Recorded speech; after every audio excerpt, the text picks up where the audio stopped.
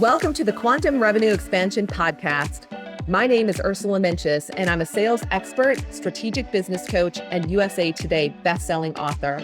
I love sharing strategies that show you exactly how to turn your annual revenue into your monthly revenue. If you're looking to take a quantum leap in your revenue or sales, your team, your productivity, your success, and your life, then you are meant to be here. My goal in every episode is to help you take your belief that it's possible to 2x or 10x your revenue while working way less to knowing that it is happening right now. Hey everybody, welcome back to Quantum Revenue Expansion, where we talk about turning your annual revenue into your monthly revenue. Super excited. We have a guest back. She's been on the show before. The awesome, the very cool Alex Brzezowski. Alex, welcome back. Thank you so much for having me.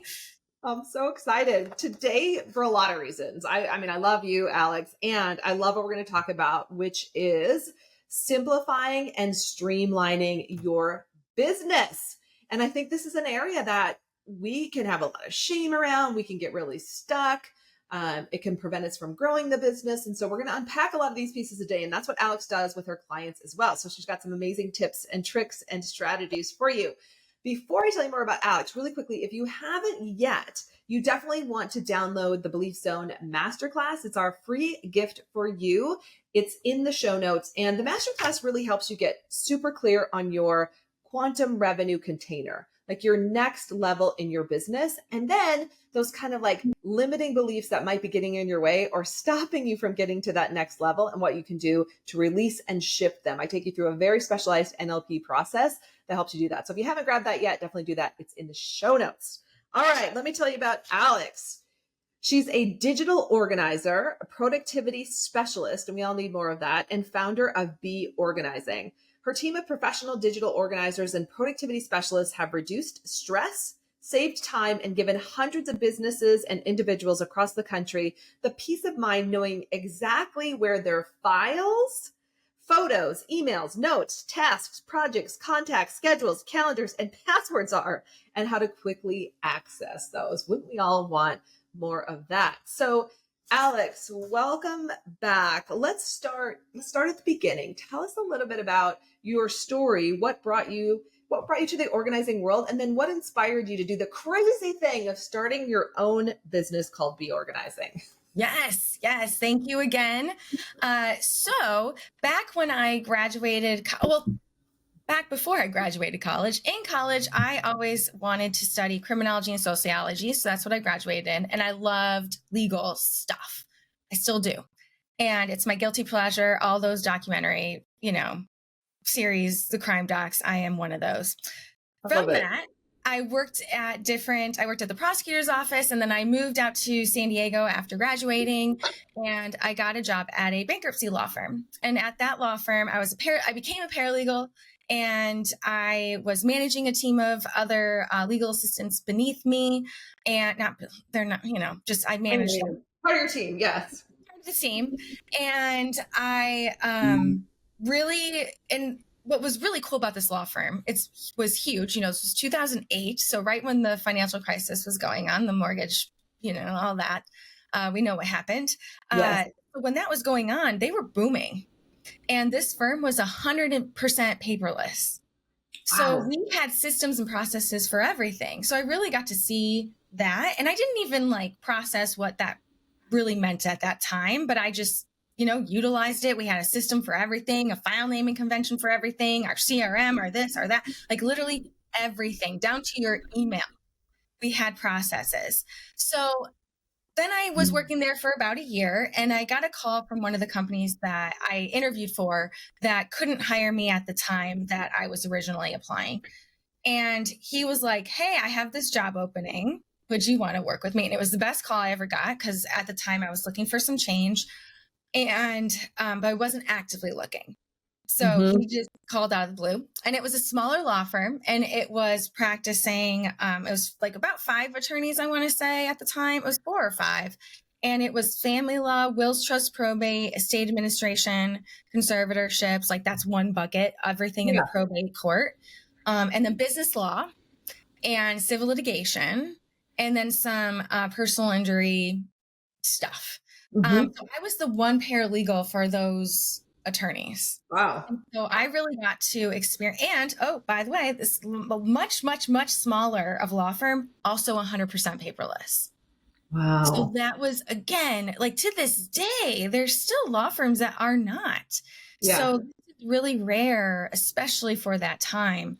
And again, they had systems and processes for everything. I became even more involved because it was a smaller firm, to keeping those systems in place and improving upon them and making things better. And also when we would hire new people, because then it got to be too much for me where I couldn't be the one paralegal for all the Right. attorneys because we were growing. So I'd have to be like, we need more people.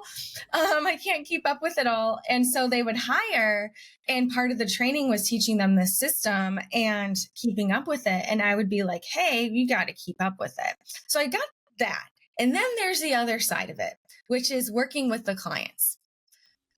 And working with the clients, I really got to see how much they did not have organized, how much of a mess things were. And I became the paralegal specifically for the highest money-making aspect of the firm at the time, which was the estate administration, will, trust, probate stuff. Mm-hmm. So I still dabbled in business law for a while until they hired somebody specifically for that. So I got to also help, but I got to see what hot messes businesses were. Oh my goodness gracious. And it was one of those where I was like, by the way, I could totally do this. That was where my thought of, wow, I could actually, if they can do this, right, I could totally do this. And because I was it was such a small team, and we were they allowed us to be involved in not necessarily making decisions, but part of the feedback. And they really took what we had to say to heart. Like, what a great, all my colleagues from that place, like, we keep in touch, and just amazing. They did a really amazing job with hiring and how they managed the team, to be quite frank. Yeah. Just amazing experience working there. But working with the clients, so especially the estate administration, I'd be like, I'm so sorry for your loss, your father or your mother or your sister, going through a really hard time. I'm going to need all their financial information. Where is all their stuff? Where is this? And they just, they're crying, they're upset, and it's the last thing that they know. They have no clue. And I would go, I remember going to, we wouldn't do this often, but if somebody was really having a hard time, and the home was local, we would go to the person's the decedent's home, and actually pull out paperwork and bring it back to the office to go through. So that was my job. To go through it and actually piece together what happened. But a lot of that was me spending so much time calling banks, calling liability places to be like, does this person even still have an account? I have one statement that I found. Yeah. And when somebody's passed away, it is not easy to talk to the bank and get this information. It's not easily available. If anybody who's gone through it, it is not easy. So from that, I saw both the individual and the business side of things of, holy moly, people need help with this. And at the same exact time, I stopped being a paralegal. You can only go so far in the legal world. And I learned that I wanted to do more. So and at the same time, they also had us take a Myers-Briggs test, the personality test, to make sure we're all in the right seat on the bus. Right. And I took the test, and I'm an ENFJ. And so extrovert, intuitive, feeler. So I feel things instead of think things. And it makes me very empath person. I feel what other people feel. And then the J, the judger, which is not judgment of other people, but it's more that I have a process for it. I like having things in order is basically what that means.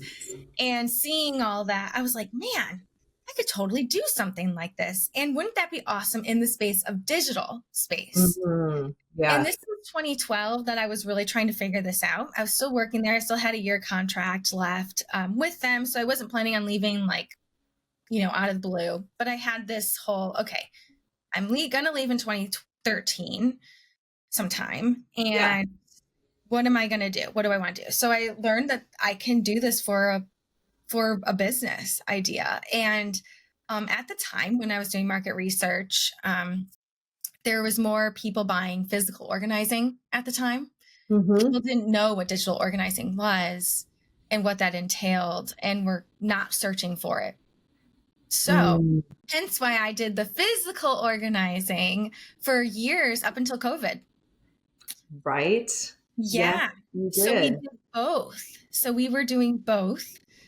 So we would get into people's homes or their businesses, both typically. 90% of our clients are both dual.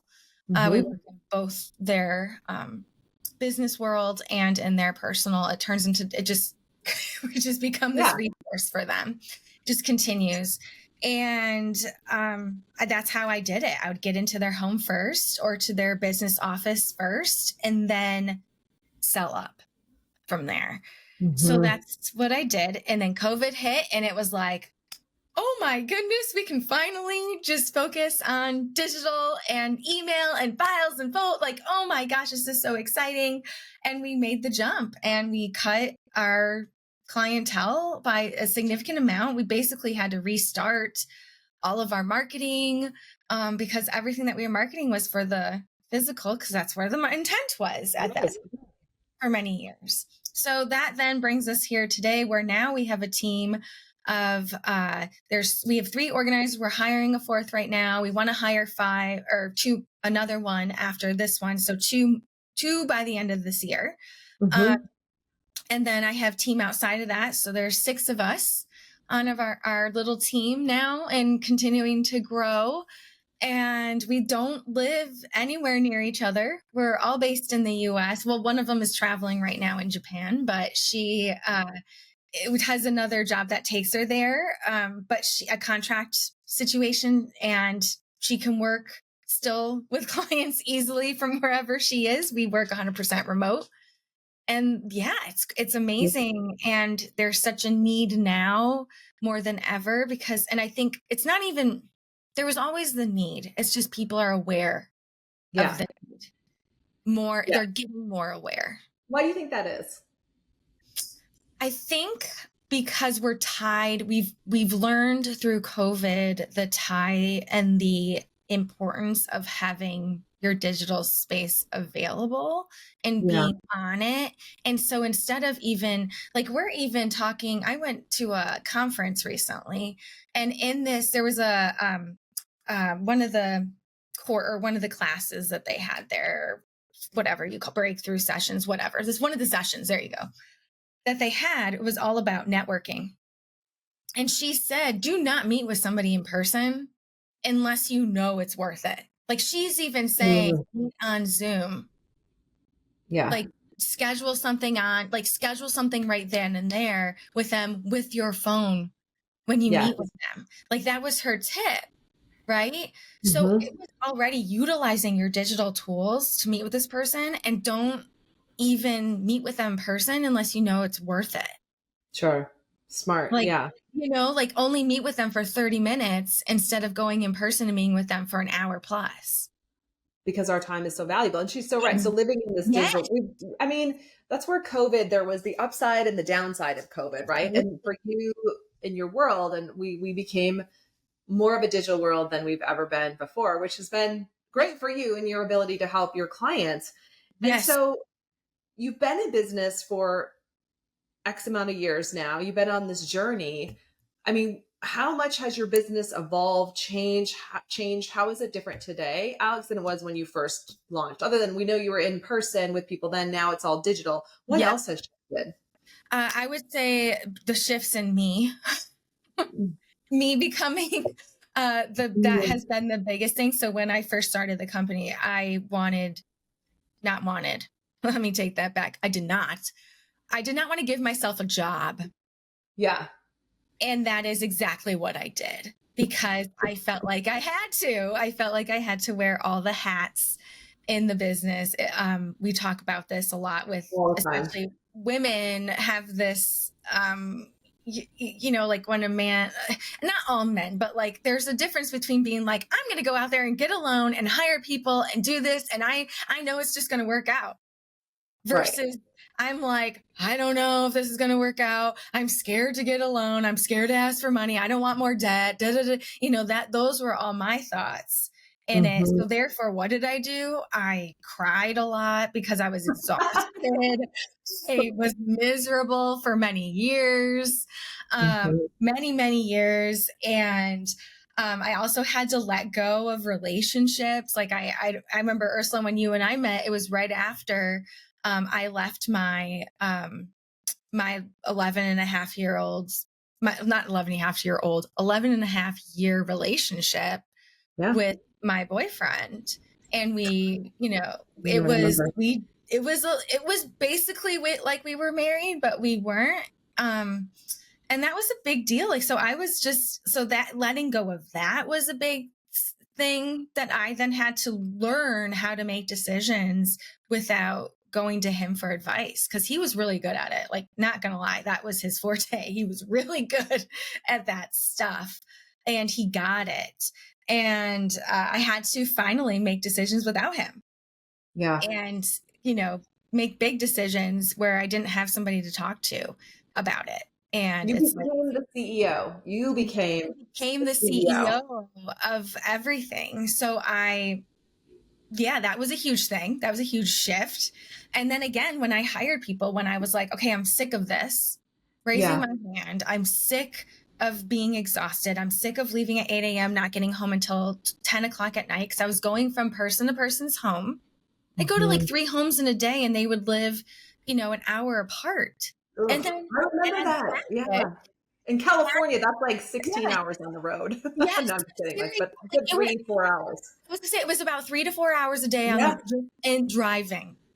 Driving. It was miserable, you know, and I'd do it all again. And then I'd work Saturdays too, because, some people can't work during the week, you know? And so it was just exhausting. So I hired people at the end. I started the hiring in 2018. I had my first people start in 2019, the beginning, like January 1 type thing, or January 5th or whatever, that first week.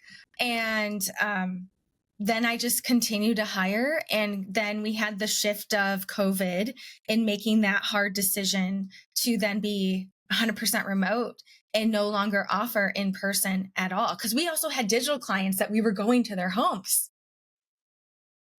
Laugh about it now. We can laugh about the irony now. Yeah. But people weren't comfortable meeting on Zoom. Well, let's face it though. Let's also say this, Alex, in fairness to you, you've been on the leading edge of this world. You've been creating it as you go. This didn't exist before. Does not exist. And so really giving yourself like some grace in that you've been on the leading edge. You're a leader in this industry. You're doing things that no one's done before, and you continue to have to figure it out. And so for some of our business owners who are listening, like some of you are in that same place where the world is changing and you're leading that edge. And the world needs you right now more than ever. And I want to I want to unpack a little bit about what you talked about, because we're talking about simplifying and streamlining your business, which is what you did, which is also what you teach people. And one of the things that I heard you talk about just now is how important boundaries are, and setting boundaries to simplify and streamline our business and our lives. So why do boundaries matter in all of this? Yes. So they're everything. They are everything. So it's like your rules, your guideline. You follow this so that you don't get to where I was, where you're exhausted and you're running by the, seat of your pants, and also not able to grow. Right. So these things disabled me. Like it didn't allow me to do what I needed to do. So I had to put my foot down. So, okay, how this comes across a lot that we see in people is, for example, we're working in email. Let's talk about email. Yeah, it's our hottest. I would say email and files, and then photos are our top 3. I know photos are really struggling with how to manage their email, how to manage their filing system and their posts. Okay, so email, I'm guessing. So for everyone who's listening, drop everything. And provided you're not driving around the treadmill, and if you are, just listen in. You don't, but everyone else take notes, because I have a feeling Alex is going to drop some stuff right now that we like drop some secrets about email. Because do you, I mean, maybe you don't, I don't even know like what the stats are around email, or like just how much time. Oh, How I much do. time do you waste? Okay, tell us. This So, is scripted. I didn't even know, you didn't know I was going to ask you that. yeah, no. But the average worker Okay. spends 13 hours a week in their email. Oh, gross. Hours. So that equates, Gross. and then 10 hours a week is spent looking for things. The average worker is spending 10 hours looking for information or files or just anything in the workspace. 10 hours is being wasted just looking for information that they can't find just from disorganization. So that So equates 23 hours total, like between Yes. email and just being disorganized and not finding stuff. Okay, keep going. So that's half of a salary. So if it's a $50,000 employee, that's $25,000 a year. Wow. Yeah, if not more. And it could be less. Of course, this is average, Sure. right? That's a big average. That means some people are worse off. Yes. Let's be Yes. honest. Okay. Yes, this is an average. And this has been this is like a recent, like in the last couple of years. And we are also learning that a lot of people, what's also causing things to happen, especially the younger generations, and is that they're overwhelmed, and that causes them to leave. So we're having higher turnover. Which also costs us money if I'm a business owner. Exactly. Oh my gosh. So it's one big circle of loss here. That's a huge circle. And there's a lot of missed opportunity. I mean, we can go on and on and on. There's missed opportunities because then you're missing information. We know we have somebody, an organizer, that one of the things that she will never forget, she worked for a hotel company in the corporate aspect of the hotel. And this gentleman had to present to a group, and something that they were going to serve this group, right? The hotel was going to provide. I don't know what exactly it was, but he went off of a file. He pulled up the presentation. He went off old pricing. Oh no. Yes. All because they didn't have it organized. So he had the wrong information, the wrong file, the wrong everything, cost them a ton of money. It also cost him his job. He was fired that next week. Wow. All because of a misplaced, they didn't have an organizational system, a file folder system in place. And that is, and so people are losing, and so there's that aspect. And then there's also this frustration, overwhelm that's happening from not having this stuff together. And so people are leaving jobs for that too. It's like, no matter how much money you pay me, I'm miserable here because I'm not able to even complete I just can't check something off my to-do list because it's so all over the place. Well, none of us want to spend all of our time doing email and trying to find files. Like that is like probably a lot of people's definition of hell, right? Like just like being caught in this mess. And this is something else you talk about, Alex, the idea that for a lot of people that creates a lot of shame. And it's like a vicious circle, right? Because then either they're an employee or they're a business owner and they don't raise their hand and ask for help. So let's talk about shame for a minute. Like where does that come in? And what would you say to someone who's feeling super shameful? Like, oh my gosh, I spend more than that time on email. I know I do. I can't find any of my files. My Dropbox is a mess. My Google Drive is a disaster. I'm in shame. What would you say? Yes, I would say you're not alone, first and foremost. You are not alone. If you're feeling that, you're probably not the only one feeling that. It's amazing how many CEOs are coming to us that feel that. And I can only imagine what their team is feeling. Yeah. Because if they're like that, it stems down from there. We have also people that have come from the workplace as employees that hire us individually outside of work, but for their work. Wow. Yeah. So they're paying for it themselves because they're too ashamed to ask the company to pay for it? Yes. Yep. Mm-hmm. Wow. Yep. That's happening. Now, so one thing, you're not alone. It's not just you. Mm-hmm. And if you're not trained on these things, we're not typically, how would you know? Right. How do you know? And if there's a culture that is also being it could be invisible, where it's not told, but you just learn the culture, right? It's usually that way.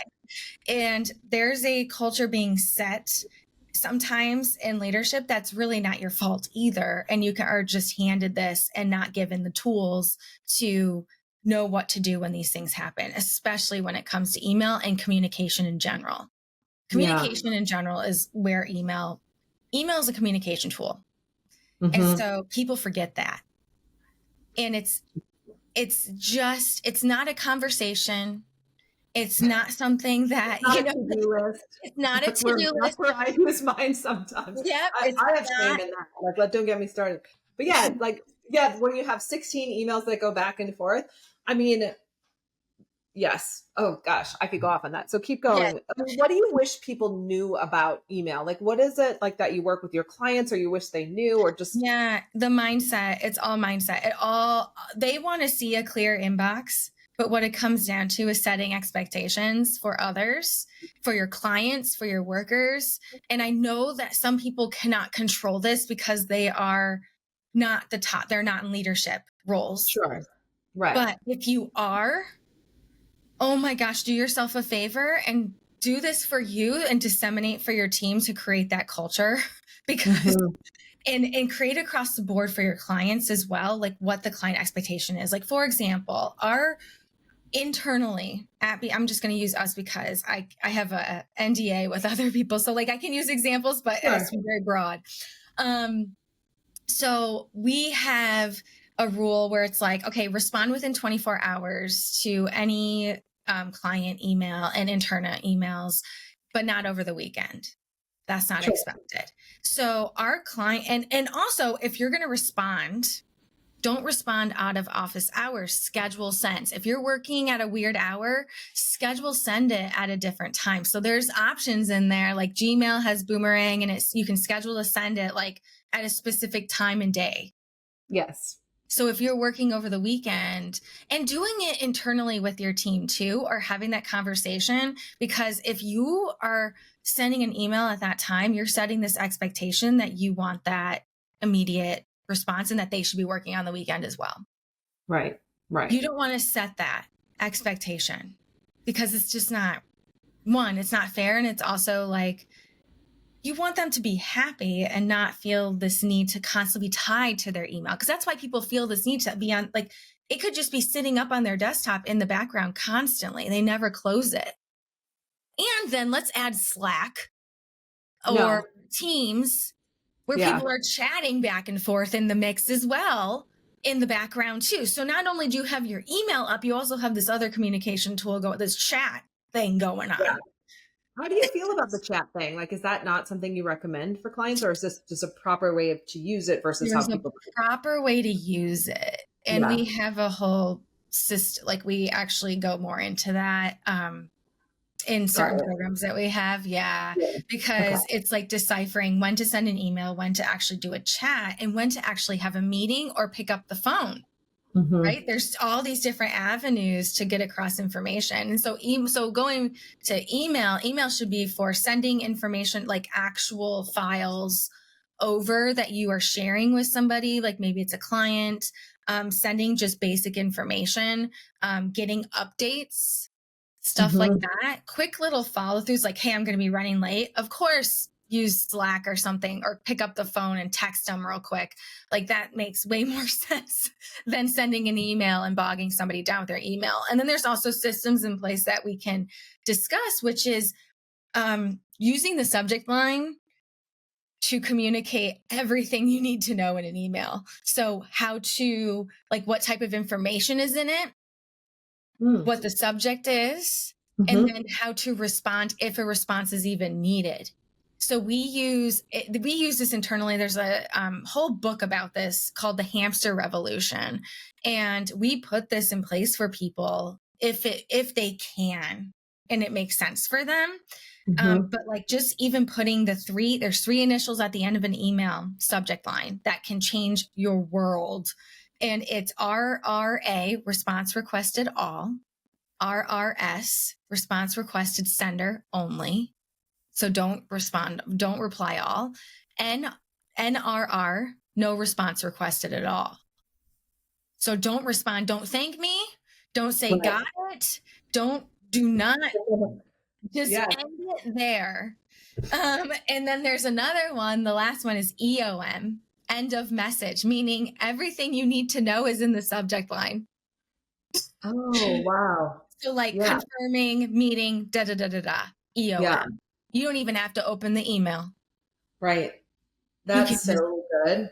Yeah. So like little things like that can change everything. But also, I will say this too. So putting these policies in place of like for your team and for yourself, and then having that expectation for your clients. And if you set that from the get-go, they're not going to push it.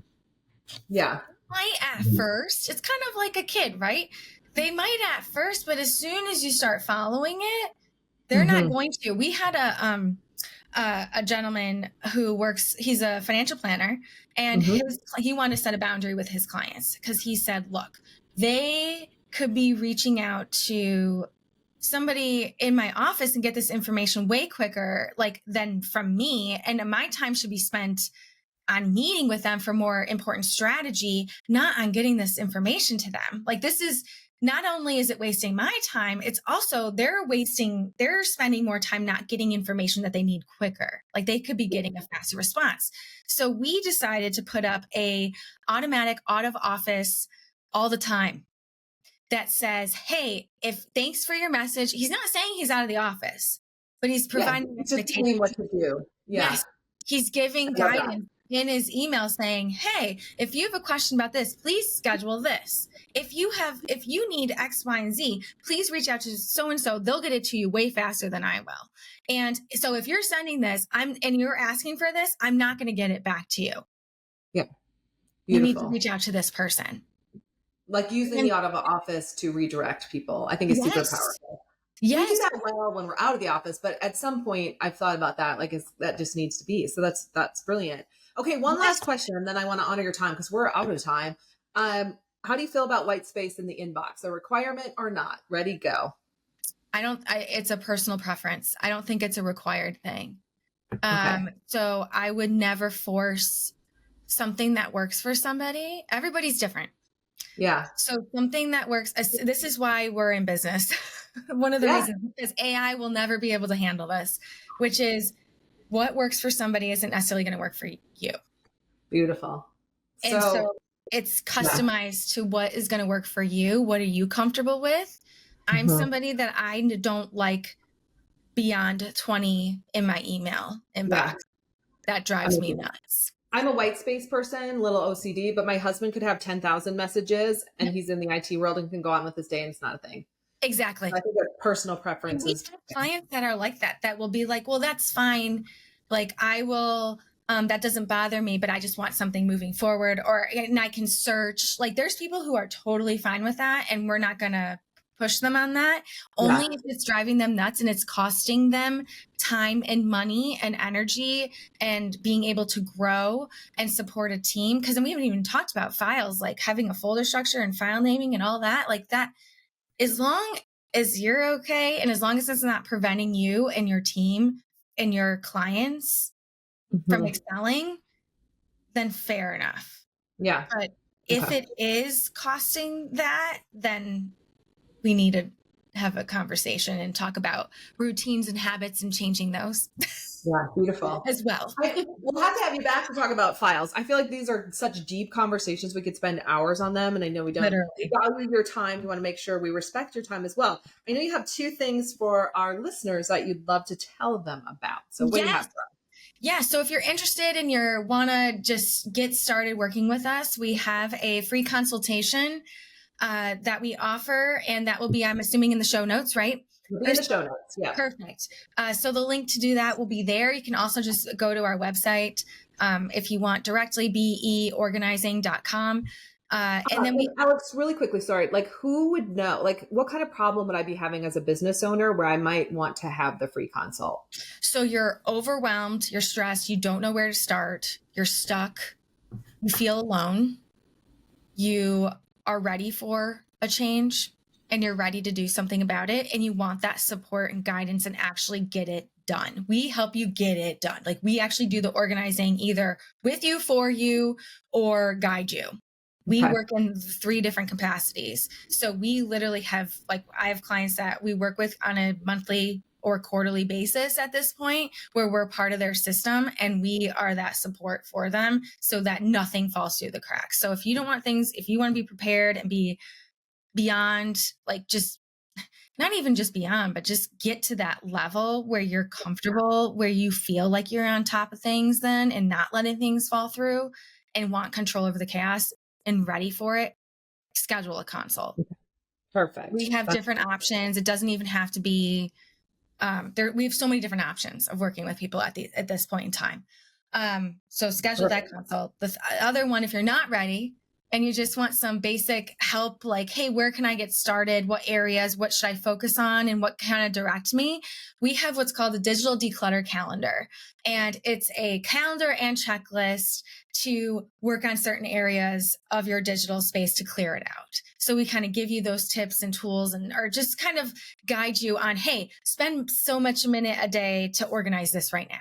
So it kind of gives you that gift to just get started and start thinking about it in different areas that you're not even thinking about. Like one long lost area is the downloads folder that people, it gets out of control. Yeah. Because everything just goes there and nobody, like, either nobody's putting it where it should go after it goes there, or they don't delete it after they've reviewed it and don't need to keep it. So it just piles up. Got it. So that's the digital declutter calendar. We'll have that in the show notes as well as the free consult link to book. And then Alex, will have your website and all your contact information there as well. Alex Brzezowski, thanks for coming back on the show. We love having you. Yes, thank you so much. And just one last words of encouragement. Everybody is worthy of this, and you got this.